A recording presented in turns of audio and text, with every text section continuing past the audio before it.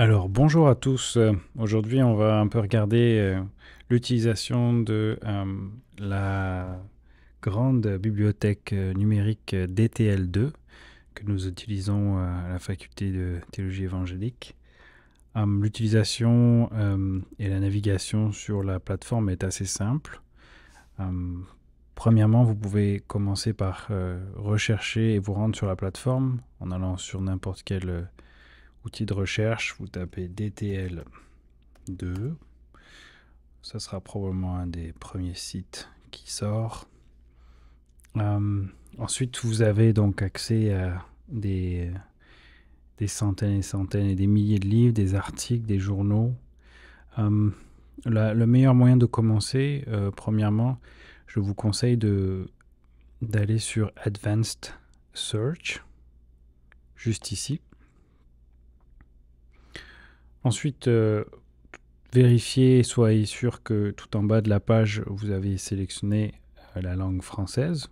Vous pouvez aussi sélectionner la langue avec laquelle vous êtes le plus à l'aise. Et puis, le code que vous avez reçu, soit dans la Google Classroom ou à travers la plateforme du JFTE, vous ne l'entrez pas dans la connexion du personnel ici. C'était un peu l'erreur à ne pas faire.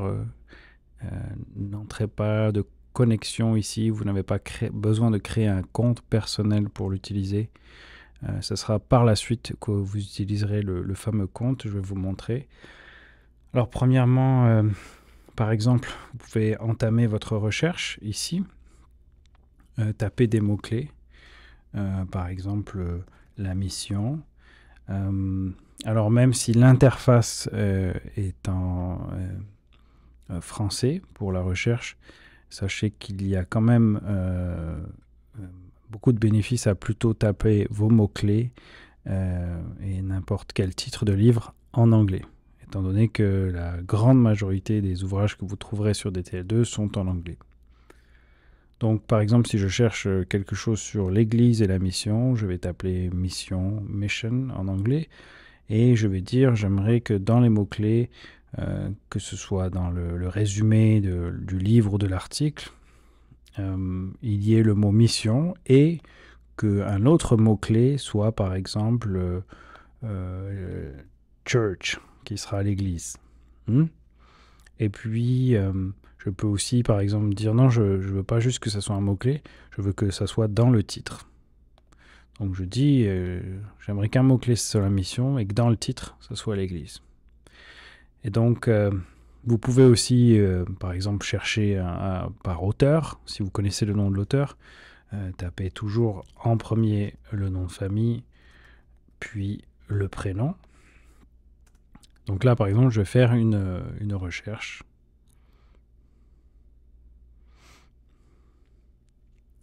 Et j'ai un certain nombre de livres, pour ainsi dire, environ 7500. Donc c'est sûr qu'il faudra affiner la recherche. Maintenant, je vais essayer quelque chose d'autre. J'ai un livre que j'aimerais chercher spécifiquement, mais j'aimerais pas perdre de temps. Je vais prendre son ISBN. Alors, je l'ai vu sur Amazon, par exemple.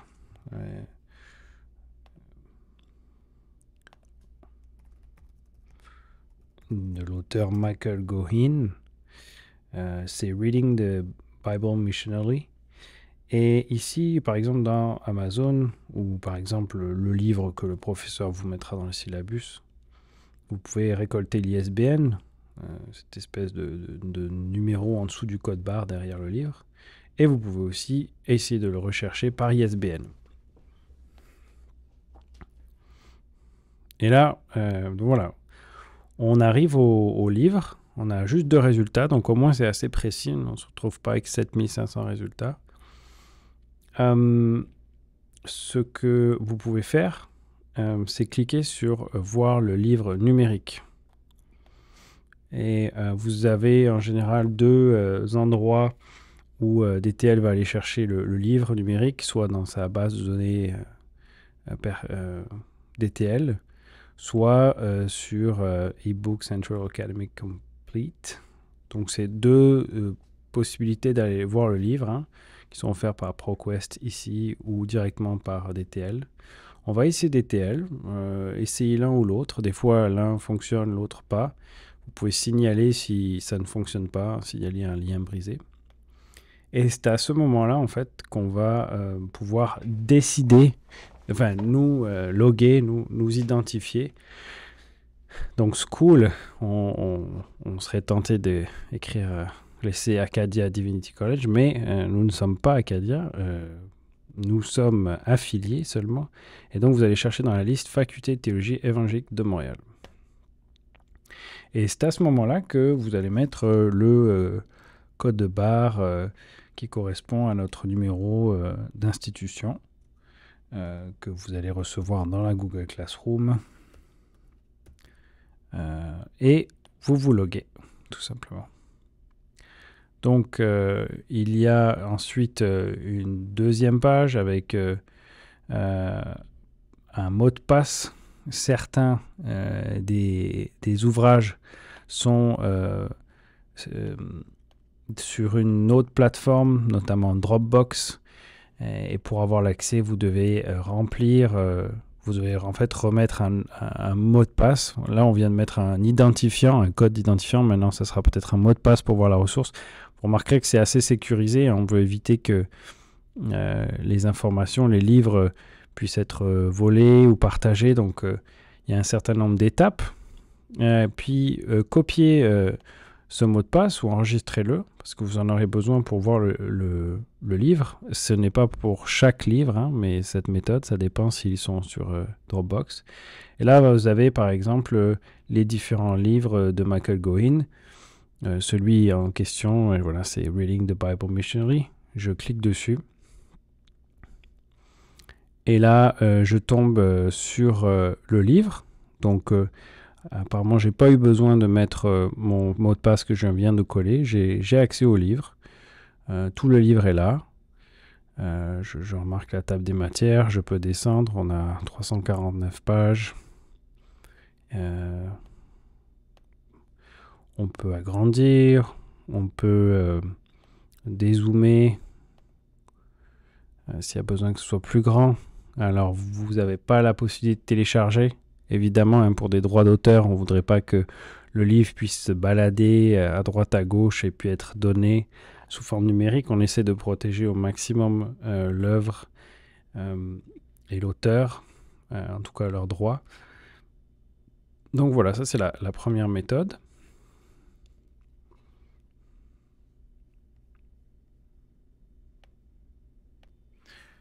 Donc j'aimerais donner aussi un autre exemple de recherche. Par exemple, je vais chercher par auteur.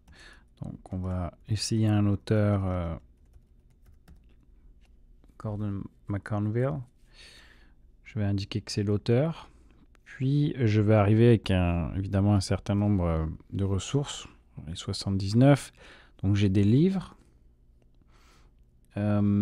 Puis j'ai des articles. Donc je vais essayer de naviguer là-dedans dans les différentes options pour un peu affiner ma recherche. Donc j'aimerais que ça soit plutôt un article. Et là, on va déjà réduire le champ de recherche. Puis j'aimerais que je puisse avoir accès au texte intégral. Alors, voilà, là je vais être... le texte intégral, en gros, c'est que je ne vais pas avoir un aperçu de l'article. Je suis sûr que ce que je vais voir, c'est quelque chose que auquel je pourrais accéder.